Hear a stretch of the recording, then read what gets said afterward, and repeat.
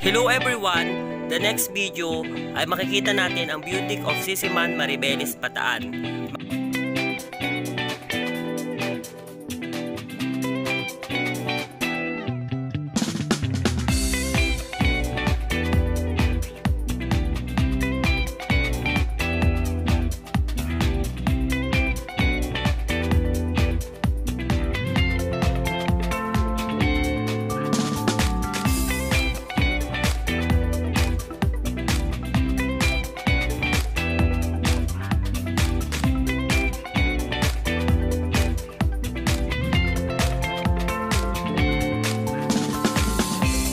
The eye-catching rock mountain called the San Miguel Peak.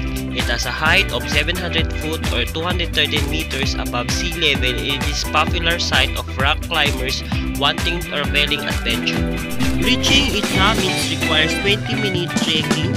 Rock climbing and rappelling have been conducted in the area since it has portions with pure drop.